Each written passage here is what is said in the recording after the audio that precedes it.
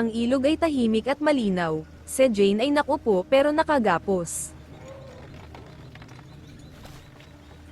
Nag-iisip si Jane habang nakatingin sa ilog. Mabagal ang takbo ng bangka. Ang kanyang kaibigang katutubo ay nakakulong sa holo ng mga hayop.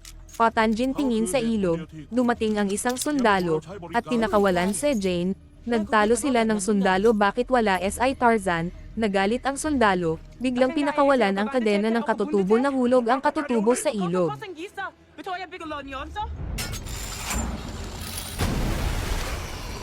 Malulunod ang kaibigan niya, nag-iisip si Jane ng gagawin, bigla niyang sinuntok ang sundalo at tumalon siya sa ilog. Nabulabog ang hipo, tumayo ang pinuno, hinintay niya na lumitaw si Jane pero wala.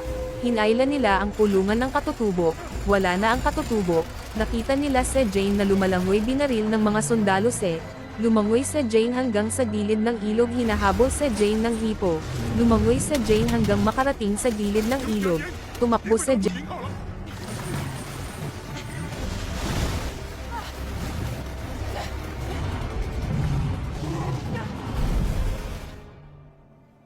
Nang makarating sa lupa, kasunod niya ang katutab, malayo na ang kanilang natakbo nang kausapin ni Jane ang katutubo na maghiwalay.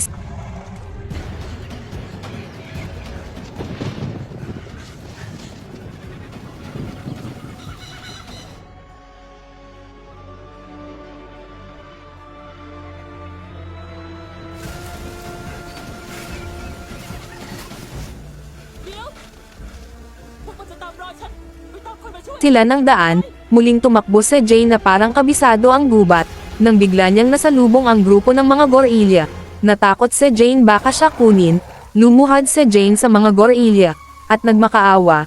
Ang mga grupo ng sundalo ay nakasunod, hinahanap nila si Jane. Lumuhad si Jane at iniyuko niya ang kanyang ulo para hindi magalit ang mga gorilya. Tandang ng paggalang sa kanila dahil nabulabog ni Jane ang kanilang teritoryo. Nakita si Jane ng pinuno ng mga sundalo, itinutok ng mga sundalo ang baril nila sa mga gorilya. Dahan-dahan ang pinuno na lumapit kay Jane, ang mga hakbang niya ay maingat, hindi siya lumilikha ng ingay, gusto niyang lumapit kay Jane at abutin ang palad ni Jane. Sinabihan siya ni Jane na kailan gaang nakayuko ang ulo, ang mga palad ay nakabuka pataas, dahan-dahan ang kilos, dahan-dahan silang tumayo, biglang may pumutok.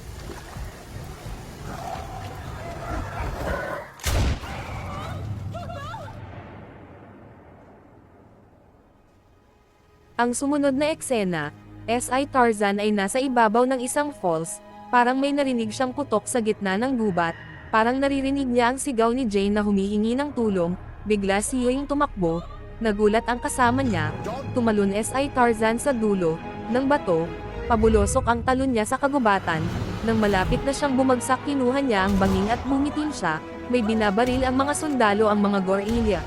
Sige lang ang lambitin ni Tarzan, nagpalipat-lipat siya sa mga malalaking puno, may tinambakan ang mga sundalo ng mga gorilya. Nagmamakaawa si Jane sa mga sundalo, walang away ang pinuno, binabaril nila ang mga gorilya. Sumusunod pa din ang mga gorilya sa mga sundalo, hakbang si Tarzan ay walang tigil sa paglambitin sa mga banging, mabilis ang kanyang paglipad sa tulong ng mga baging, patanjin tingin ang mga sundalo kung may gorilya pa. Nang magsawa si Tarzan sa pagbaging ay takbo naman ang kanyang hinawa, maya-maya may tinitingnan ang mga sundalo, biglang may sumugod na gorilya. Galit ang gorilya pasugad sa grupo ng mga sundalo, may bumaril pero may biglang tumalon sa gorilya para hindi siya tamaan ng bala. Si Tarzan dumating, nag-iisip ang gorilya. Nakita ni Tarzan ang ibang gorilya, may tama ng bala. Unti-unting umaatres ang mga sundalo, naririnig nila ang ungodly ng mga gorilya. Natatakot na ang mga sundalo, hindi nila nakikita ang mga gorilya. Biglang umatake ang gorilya sa sundalo, nagtakbuhan ang mga sundalo.